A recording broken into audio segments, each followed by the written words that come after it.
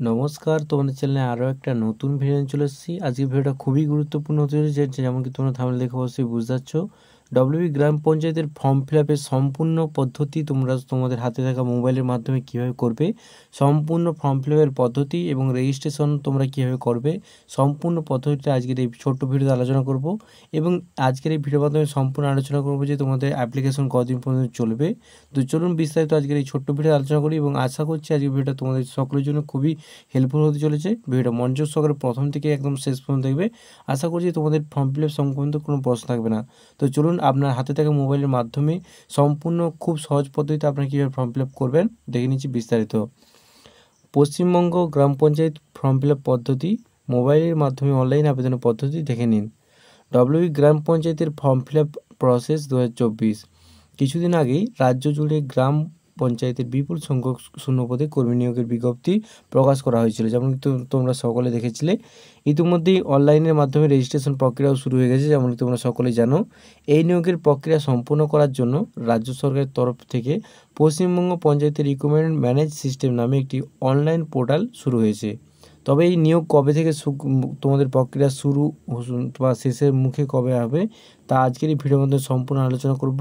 এই গ্রাম পঞ্চায়েতের নিয়োগ কীভাবে আবেদন করতে পারবেন, কীভাবে রেজিস্ট্রেশন করবেন এবং কী কী ডকুমেন্ট প্রয়োজন এবং ফর্ম ফিল আপ করার নিয়ম সহ ইত্যাদি যাবতীয় তথ্য আজকের এই ছোট্ট ভিডিওতে আলোচনা করব। তো দেখে নিচ্ছে এক নজরে কী কী দেখবো আমরা। প্রথমে দেখব কীভাবে গ্রাম পঞ্চায়েতে রেজিস্ট্রেশন করবেন। সেকেন্ড দেখে নেব কি পঞ্চায়েত রিক্রুটমেন্ট তোমাদের প্রক্রিয়ার লাস্ট ডেট কবে, এবং থার্ড দেখে নেব গ্রাম পঞ্চায়েত নিয়োগের জন্য আবেদন কী কী দরকার, কী কী ডকুমেন্ট প্রয়োজন এবং গুরুত্বপূর্ণ তোমাদের লিঙ্ক আমাদের ডেসক্রিপশনে প্রতিবেদন তো দেওয়া থাকবে।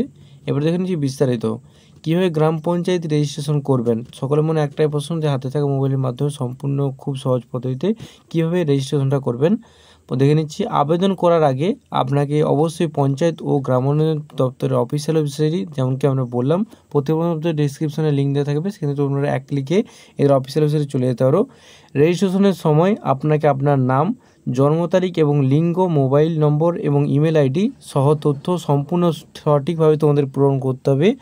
এরপরে নিজস্ব ইউজার আইডি ও পাসওয়ার্ড তৈরি করে নিতে হবে, যেটি পরবর্তীকালে লগ ইনের মাধ্যমে কাজে লাগবে তোমাদের। সেখানে তোমাদের লগ ইনের জন্য তোমাদের আইডি এবং পাসওয়ার্ডটা সেখানে কাজে লাগবে।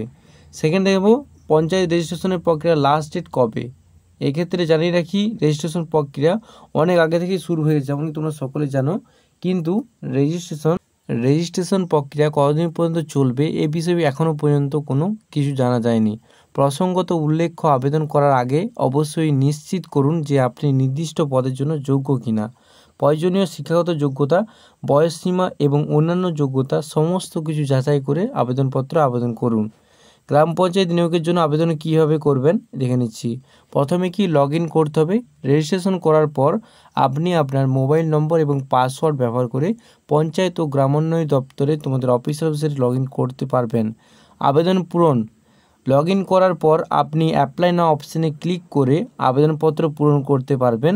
আবেদনপত্রে আপনাকে আপনার ব্যক্তিগত তথ্য, শিক্ষাগত যোগ্যতা, অভিজ্ঞতা যদি থাকে, তোমাদের কোনো কাজে অভিজ্ঞতা থাকে বা তোমাদের সেই কোয়ালিফিকেশন থাকে সেই কাজের জন্য অবশ্যই তোমরা সেখানে দেবে এবং অন্যান্য তথ্য দিতে হবে।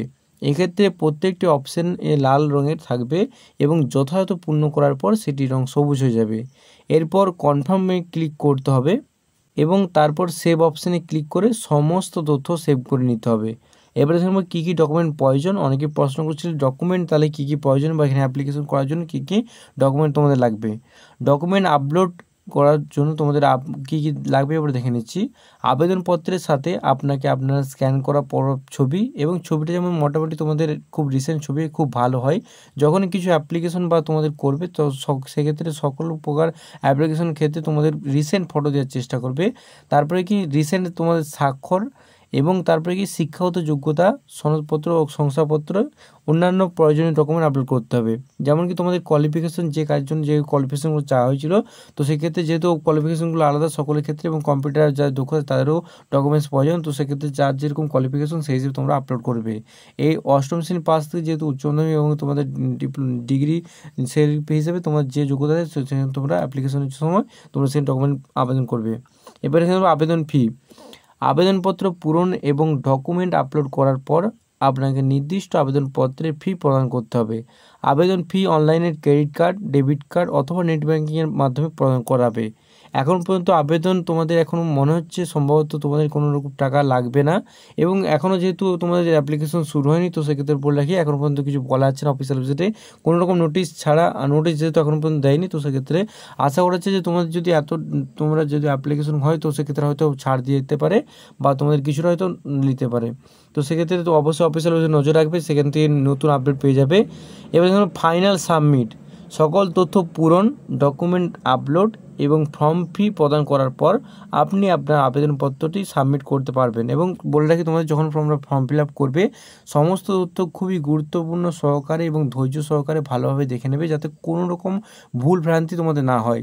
এক্ষেত্রে বলে রাখি কখন হয়তো তোমাদের যে এডিটিং করার অপশান থাকবে, তো সেক্ষেত্রে তাও বলে রাখি তোমরা যখনই তোমরা ফর্ম ফিল আপ করবে না কিছু, তো অবশ্যই তোমরা ভালো করে সেটা 2-3 বার করে দেখে নেবে যে সেটা ভুল হচ্ছে না ঠিক হচ্ছে।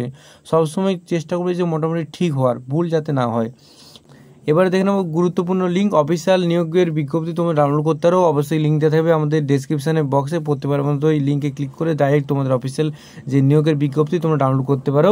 এবং সরাসরি যে এখানে অ্যাপ্লিকেশন করার জন্য আমাদের সেখানেও ডেসক্রিপশানে লিঙ্ক দেওয়া থাকবে, সেখান থেকে তোমরা এক ক্লিকে তার অফিসিয়াল ওয়েবসাইটে চলে যাবে, এখান থেকে তোমরা ফর্ম ফিল আপ করতে পারো, এটা নিয়ে কোনো চিন্তার বিষয় নেই। তো আজ এই পর্যন্ত, তোমার হাতে থাকা মোবাইল দিয়ে তোমরা অবশ্যই এখানে অ্যাপ্লিকেশন করো। তো আজ এই পর্যন্ত, দেখা যাচ্ছে আরও খুবই গুরুত্বপূর্ণ ভিডিও নেই। আজকের এই ভিডিও যদি একটু ভালো লাগে বন্ধুদের শেয়ার করো অবশ্যই, এবং চ্যানেলকে সাবস্ক্রাইব করতে ভুলবে না। দেখা যাচ্ছে আরও এরকম খুবই গুরুত্বপূর্ণ ভিডিও নেই। Thanks for watching this video.